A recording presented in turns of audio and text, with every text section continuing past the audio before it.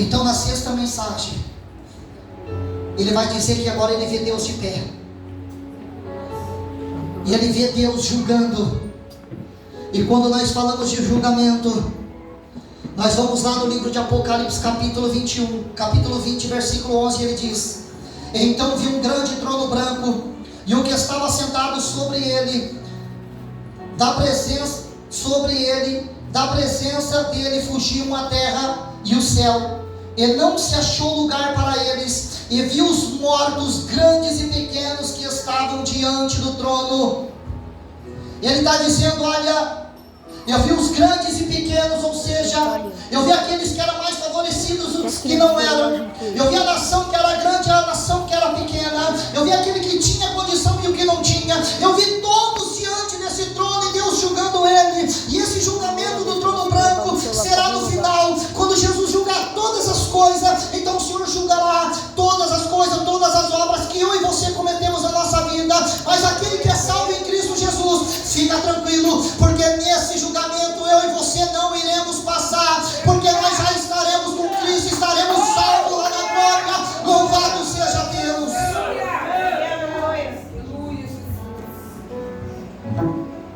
E quando ele fala de julgamento, ele fala das obras, do juízo de Deus, da prestação de conta. E Deus falou para Israel: vocês vão prestar conta. Por isso que quando você é levantado como um dirigente de uma obra, quanto mais é dado, mais é cobrado de você. Só que a sétima visão que o profeta vai ter agora, o que me chama a atenção nesse Deus, é que ele corrige, é que ele castiga, é que ele repreende. Mas a sétima visão que o profeta tem agora é uma visão totalmente diferente das 6 visões que ele vai ter. E essa visão ele vai dizer assim: por fim, a restauração futura de Israel. Deus, pelo seu Messias, ou seja, por Cristo, restaurará Israel. Por isso que quando eu olho para Ezequiel no vale de ossos secos, louvado seja Deus, no capítulo 37, vou ler o versículo de número 10, ele vai dizer assim, o profeta: profetizei como ele me ordenara, então o Espírito entrou neles, e viveram, e se puseram em pé um exército grande, extremo, louvado seja Deus. Mas quando ele termina, agora Deus vai falar. Aleluia. Então Deus vai dizer: então ele me disse, filho do homem, esses ossos são toda a nação de Israel. E eles dizem: os nossos ossos se secaram, e pereceu a nossa esperança, nós estamos cortados.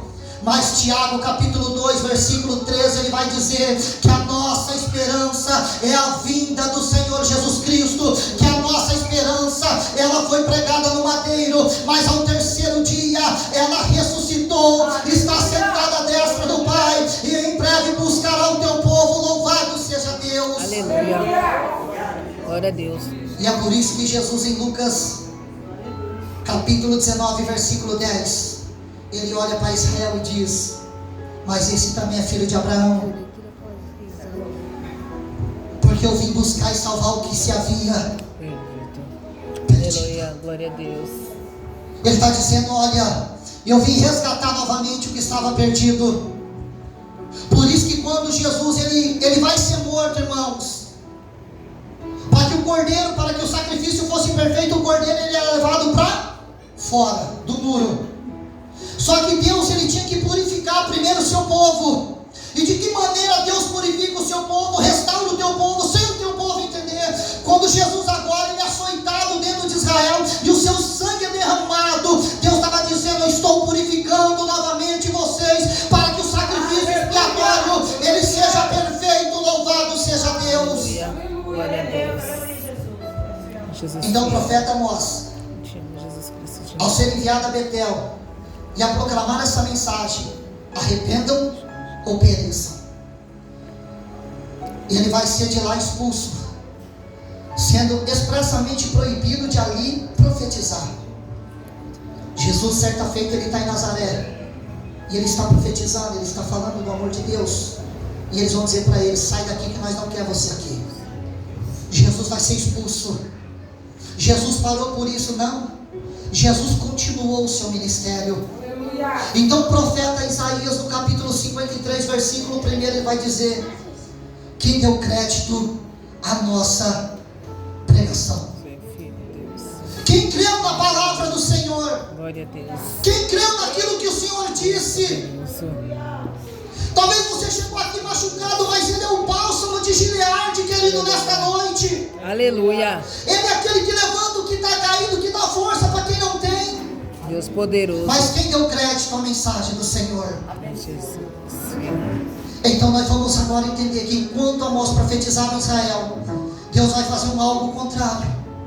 Deus vai pegar Jonas e vai dizer para Jonas: Jonas, vai até Nínive e profetiza lá.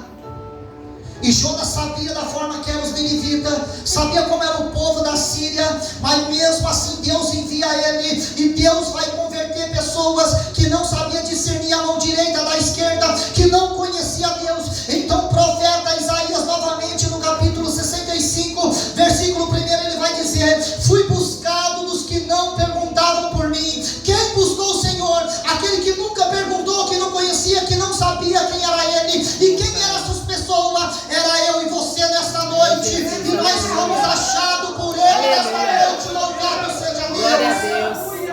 Aleluia, Jesus poderoso. Glória a Deus. Só que Amós agora ele volta para sua casa, e ele tem um propósito, de entregar essa mensagem ao rei Jeroboão II, uma versão escrita de suas advertências proféticas. E ele disse dessa maneira, ele queria mostrar para o rei que o julgamento de Deus, ele já estava pronto.